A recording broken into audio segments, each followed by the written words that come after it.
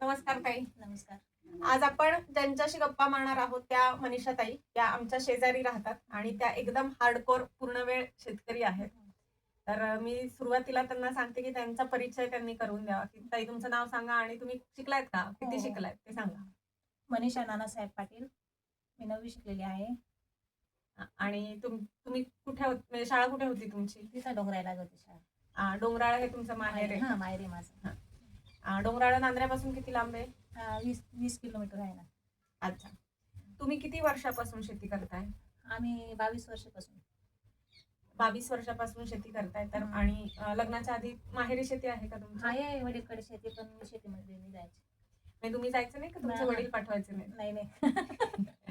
असं काही नाही, पण मी जायचीच नाही उन्हामध्ये कामाचं थोडं. अच्छा, म्हणजे आवडायचं नाही नाही तुम्हाला? आवडायचं मला. मग लग्न झाल्यानंतर तुम्ही शेती करायला लागला? हां. मग तुम्हाला बघून बघून शेती शिकायची. काही या तात्यांनी काही बाजरी पुरायचं शिकवलं मला, काही हां. निंदायचं शिकवलं. त्यांनी शिकवलं तात्यांनी. मग तेव्हा मग ऊन लागायचं का तुम्हाला? मग आता नावीलाज म्हणजे माहेरी आले मग थोडस मग हेच होऊन जातं, थोडंफार शिकावं लागतं मग. मग आता कोणती कोणती कामं केलीत तुम्ही मागच्या महिन्याभरात? आम्ही कांदे लावायचं केलं, आम्ही निंदायचं केलं, कांदे खांडायचं केलं.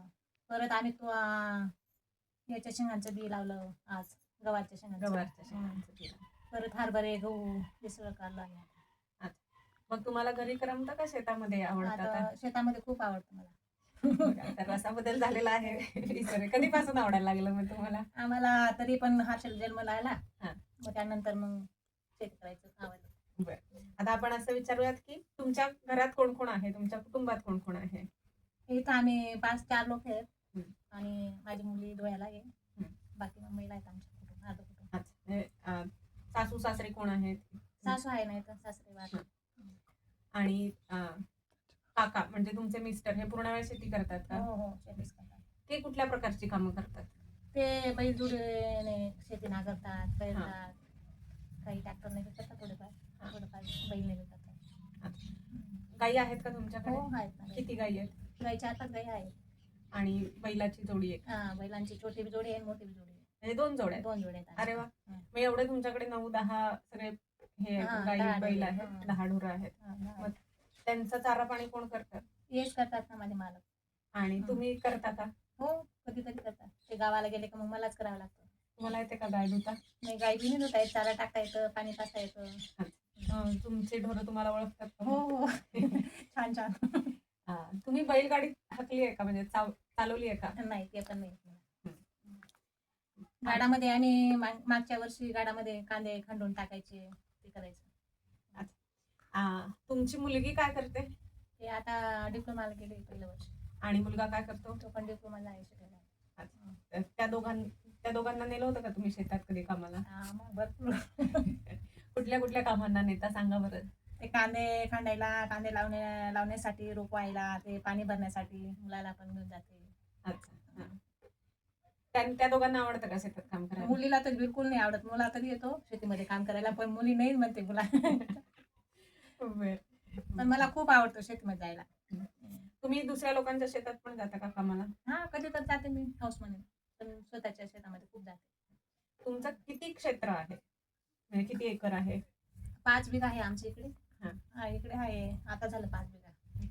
अच्छा, म्हणजे एकूण 10 बिघे, 8 एकर क्षेत्र आहे.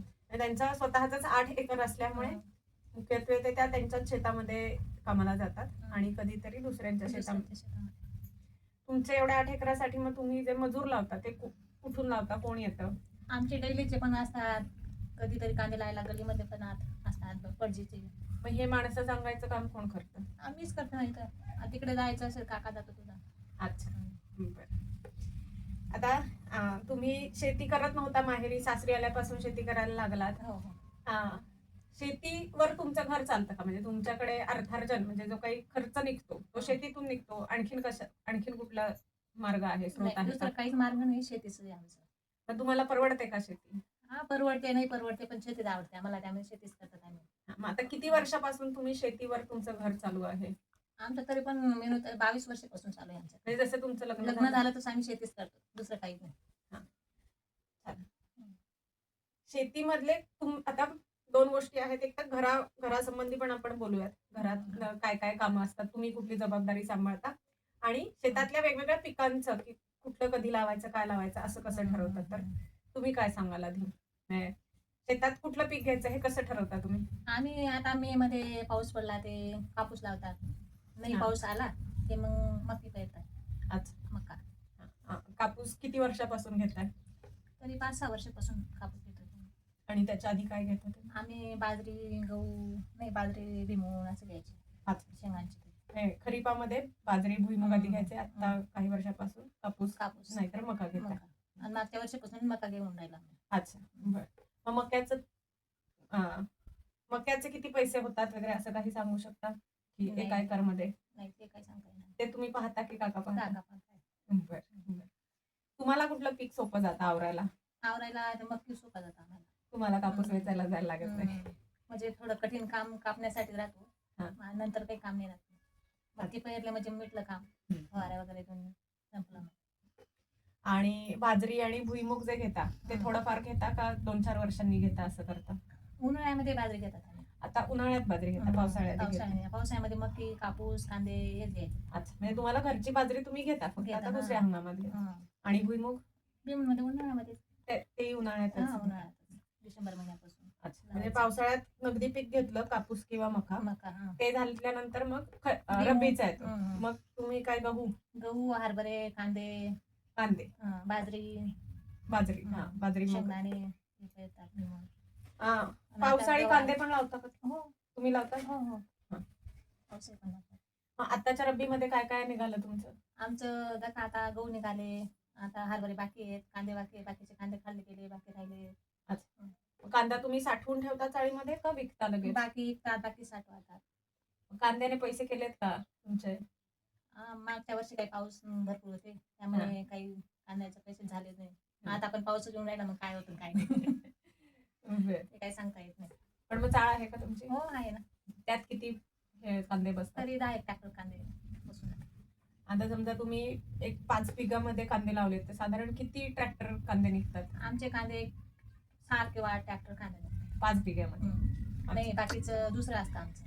अच्छा. म्हणजे आम्ही 6 तुकड्यामध्ये म्हणजे 4 बिघामध्ये 8 ट्रॅक्टर कांदे निघतात. 4 बिघामध्ये 8 ट्रॅक्टर कांदे. अच्छा. आणि बाकीचं मग भुईमूग थोडं गहू टाकतात, काही हरभरे टाकतात घरापुरते थोडं. अच्छा. आपले 3 हंगाम झाले. मग त्याच्यासाठी जो खर्च लागतो म्हणजे फवारण्या लागतात किंवा मजूर लागतो, मग ते पैसे तुम्ही कसे म्हणजे साठवलेले वापरता ते कसे वापरता? साठवलेले वापरतात. मग त्याचेच पैसे काढायचे आणि ते शेतामध्ये टाकायचे.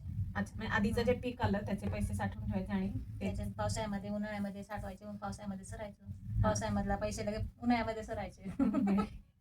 इकडचे तिकडे. लाडकी बहीण योजनेत तुम्ही आहे पण काय बंद झाले ते पण. बंद झाले का तुमचे? बर. आता तुमच्या घरी तुमची एक मुलगा सासूबाई आहेत आणि मग घराचा जो खर्च आहे तो तुम्ही कसा खर्च आणि कामाची वाटणी कशी करता? म्हणजे घरातली काय काय कामं असतात तुम्हाला? घरात म्हणजे सगळं जबाबदारी माझीच आहे घरामध्ये.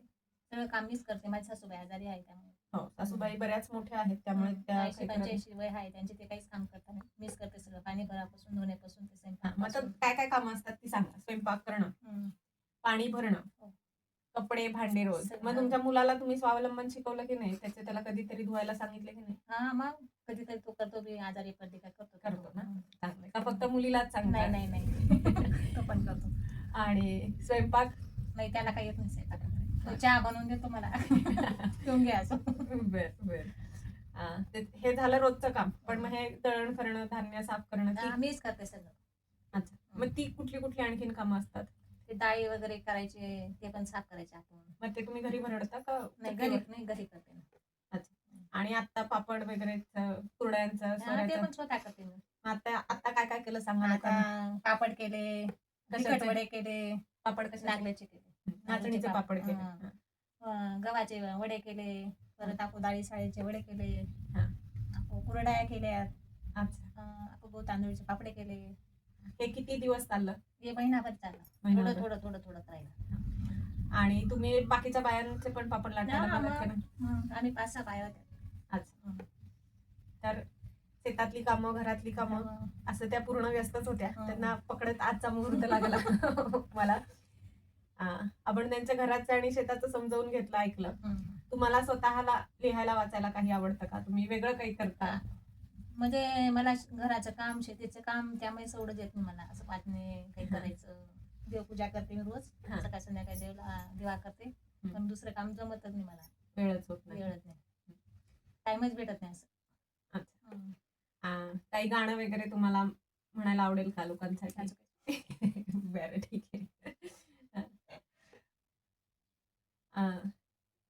तुम्ही रांगोळी काढता का? हो, छान छान रांगोळी येते. मला माहिती आहे त्यांना काय तर मी छान छान रांगोळी येते मला. रोज रांगोळी काढता की सणाच्या नाही, दिवाळी पिरियड, दसरा वगैरे महिनाभर रोज काढते मी. आता पाऊसमुळे थोडंफार मग धावपळ होते कामामुळे, तरी काढते. देवापुढे रोज काढते. बरोबर. आणि जेव्हा तुम्हाला समजा बाहेर जायचं असेल अन्य गावाला, तर मग तुम्ही शेताला कशी सुट्टी देतात? कारण का 9-10 ढोरं आहेत, मग त्यांचं सांभाळ. एक जण शेताजवळच राहतात, एक जण गाव जातात, घरी राहतात. तुझे काका घरी राहतात? काका जातच नाही जातात, मग ते जातात का मी घरी राहते. अच्छा, असं करतात. एक जण जातात. तुम्हाला एकत्रित काही गावाला जाता येत नाही? दोघी सोबत कधीच गावाला गेलो नाही. गेलो बी ते लगेच सकाळी गेलो का संध्याकाळी घरी. अच्छा. तर गाय सांभाळायची असेल तर जोडीने फक्त जाता येतं, परत येता येत नाही. एकाला परत मागे यावं लागतं. तुमच्या गायी आता दुभत्या आहेत का काही? नाही, काही नाही. थोडं देतात ते. गायींचे तर एवढे 9-10 जनावरांसाठी तुम्ही वेगळ्या चाऱ्याचं क्षेत्र टाकता का? मका टाकलेला? मका राहतो ना, त्याचा चारा एक साईडला काढून ठेवतात आम्ही. मकाचा, शेंगांचा, बाजरींचा तो चारा साठवा करतात. तो कुठे झाकून ठेवायचा? हे पाऊस असा मध्येच पडतो तर मग झाकून ठेवतात आम्ही कागद. अच्छा. मग तेवढा पुरतो का विकत वगैरे घ्यावा लागतं? कधीतरी घ्यावा लागतं म्हणा, पाऊस आला का. आणि मग हे जास्त झालेले जनावर तुम्ही विकत नाही का? नाही, गोशाळा पाठवून देतात. अच्छा, गोशाळेमध्ये पाठवतात. आणि असं झालंय का तुमच्याच इथे जन्माला आलेलं काय म्हणजे बैल, काय म्हणतात रे त्याला,